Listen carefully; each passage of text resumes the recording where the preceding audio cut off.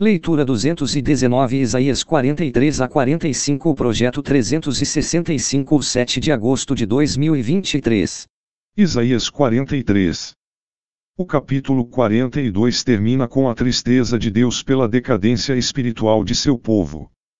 No capítulo 43, Deus diz que, apesar da falha espiritual do povo, Ele vai mostrar misericórdia, trazê-lo de volta do cativeiro e restaurá-lo.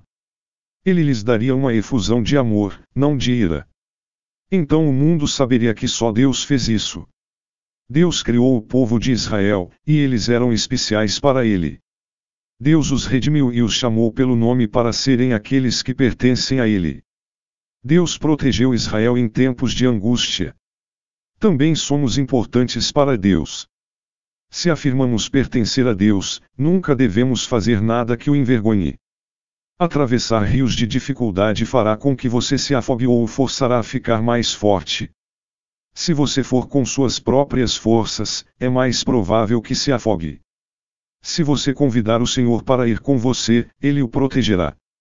Deus deu outras nações à Pérsia em troca do retorno dos judeus à sua terra natal. Egito, Etiópia e partes da Arábia, Seiba, atacaram a Pérsia, e os persas os derrotaram. Isaías estava falando principalmente do retorno de Israel da Babilônia. Mas há um significado mais amplo: todo o povo de Deus será reunido quando Cristo vier para governar em paz sobre a terra. A tarefa de Israel era ser uma testemunha, dizendo ao mundo quem é Deus e o que ele tinha feito. Os crentes de hoje compartilham a responsabilidade de ser testemunhas de Deus. As pessoas sabem como é Deus por meio de suas palavras e exemplo. Eles não podem ver Deus diretamente, mas podem vê-lo refletido em você. Esta seção retrata um novo êxodo para um povo mais uma vez oprimido, visto que os israelitas haviam sido escravos no Egito antes do êxodo. Eles clamariam a Deus, e novamente Ele os ouviria e os libertaria. Um novo êxodo ocorreria em um novo deserto.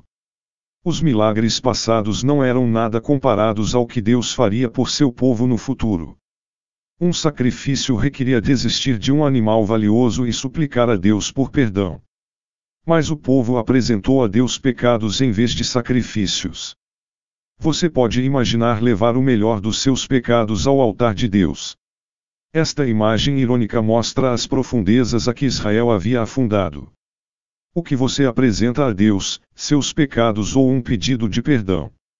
O pecado separa o pecador de Deus.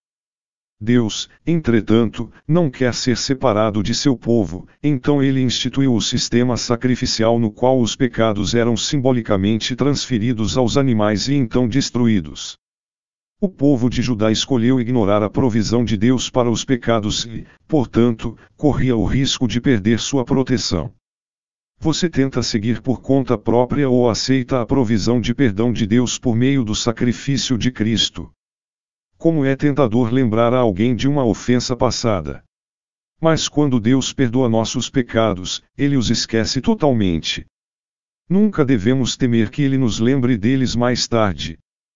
Porque Deus perdoa nossos pecados, precisamos perdoar os outros. Isaías 44. Jesurum, o justo, é um nome poético para Israel. Chegará o tempo em que Israel terá orgulho de pertencer a Deus. Se somos verdadeiramente de Deus, devemos ter vergonha e nos alegrarmos em deixar que todos saibam sobre nosso relacionamento com Ele. Os ídolos manufaturados eram culpados de propaganda enganosa. Eles fizeram grandes promessas, mas eram inúteis e indefesos. Em contraste, Deus cumpre suas reivindicações e cumpre todas as suas promessas. Deus nos desafia a ser suas testemunhas. Quando compartilhamos nossa fé com aqueles que não encontram sentido na vida ou não têm esperança de vida eterna, não estamos proclamando nada de inferioridade ou não confiável. Deus é real e a vida com Ele é a melhor. Ore por ousadia em sua vida para compartilhar sua fé em Cristo com amigos, parentes e vizinhos. Aqui Isaías descreve como as pessoas fazem seus próprios deuses. Que absurdo fazer um deus da mesma árvore que dá lenha. Quais são os deuses que fazemos? Dinheiro, fama ou poder? Nós nos enganamos se esperamos que eles fortaleçam nossas vidas. Deus disse que devemos servir ao nosso Criador. Os idolatras fazem o oposto, servindo ou adorando o que eles fizeram, em vez de quem os fez. Nosso Criador pagou o preço para nos libertar de nossos pecados contra Ele. Em contraste, nenhum ídolo jamais criou ninguém, e nenhum ídolo pode nos redimir de nossos pecados. Os mentirosos eram falsos profetas que afirmavam trazer mensagens dos deuses. Porque Deus é a verdade, Ele é o padrão para todos os ensinamentos. Sempre podemos confiar em Sua palavra como verdade absoluta. Sua palavra é totalmente precisa e com ela podemos medir todos os outros ensinamentos. Se você não tem certeza sobre um ensino, teste-o com a palavra de Deus. Deus condenou os falsos profetas porque deram conselhos opostos aos dele. Isaías, que profetizou de cerca de 740 a 681 a.C., chamou Ciro pelo nome quase 150 anos antes de governar, 559 a 530 a.C. Historiadores posteriores disseram que Ciro leu essa profecia e ficou tão comovido que a cumpriu.